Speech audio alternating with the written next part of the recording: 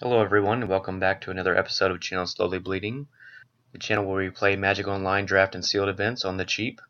I looked up what would be the best value proposition for our event today. You see that Magic 2015 events, you're average to lose about 5 tickets, Vintage Masters events about 3.5, and Theros events a little more than 2. But I noticed at the bottom here, the Journey into Nyx 4-pack sealed event, which I've never played before. It's less than 2 tickets that you'd be expected to lose by playing in one of those events. So I thought I'd try something new and jump into a Journey into Nyx 4-pack sealed queue, and I'll be right back with you when it starts. Alright, looks like our event is finally firing off. Our event today cost us 11 tickets, so hopefully we'll open some value cards. Let's go ahead and sort by rarity. Okay, we get a God card, Keranos. Pretty powerful God card. Maybe we can build a deck around him. We do have some red and blue rares to go along with him. And the rest of our rares are artifacts. Let's take a second to see what Keranos is worth before we start deck building. Oh, nice 7 tickets. That's great. That means our event is really only costing us 4 tickets. Alright, so let's start building a deck around our most powerful cards and see how it works out.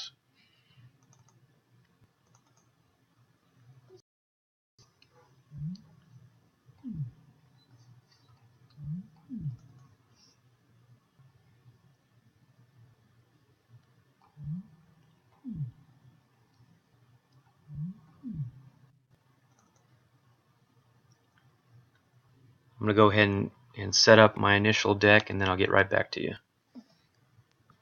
We do have a very strong set of red and blue, so I won't be surprised if we end up in those colors, but we don't have quite enough to run just those colors, so let's see what else we need to add. I can clearly see we have very good black and green. We do have some nice cards with the Phalanx Leader and the Wingsteed Rider, but both of those being double color and the rest of the white not being as strong makes it very hard to run. We have some good splashable removal and Lash of the Whip. Read the Bones is a nice draw spell. Green isn't actually very strong at all, so probably not going to end up in that color. We'll probably play the Horse. I think just a couple more black cards to round out our deck. Maybe play this Hippocamp. We can play 17 lands, which it looks like we can in this deck. Probably get rid of this Emissary. So we need one more.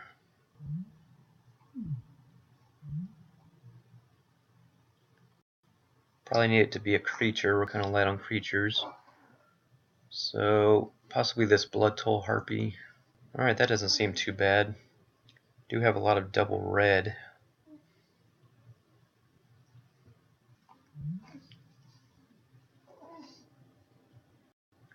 Not sure if we need to play some of these aggressive cards.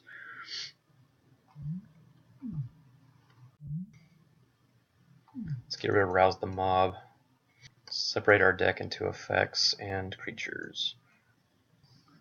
We definitely don't have a lot of targets for this Warwing Siren, but it's still fine as a 1/3 flyer. So Crone Line Breaker is not going to be as good. Let's see if we can get rid of him. I assume this format would be pretty slow, being you have to build a deck out of only 4 packs. Maybe we'll get a little heavier into black and add this Insatiable Harpy. We could consider splashing a Divine Verdict off our Unknown Shores. But 4 color just seems too much. Although that might be pretty common in this format, it's hard to say.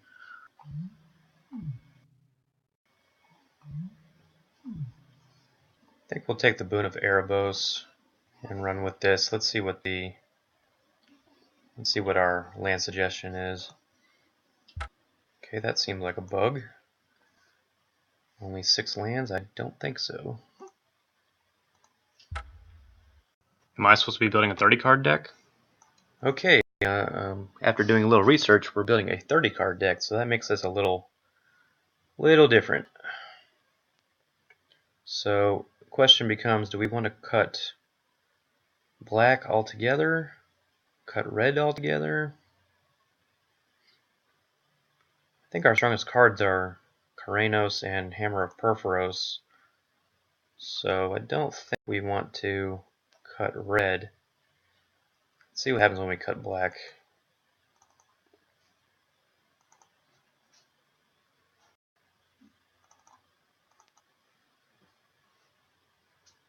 Let's see, if we were playing 17 lands before, we're probably supposed to be playing 12 lands now. How often are you going to mill out if you're playing a defensive deck with a 30 card deck, I wonder? It's an interesting format. I've never played anything like this before. Alright, I guess we'll see how this does.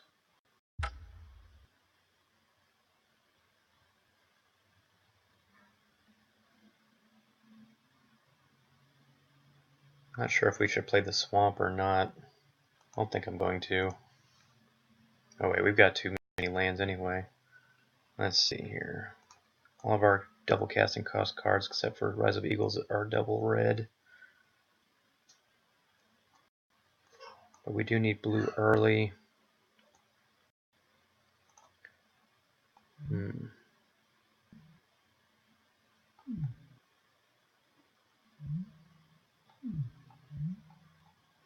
guess we're going to play this Flame Speaker's Will as our last card.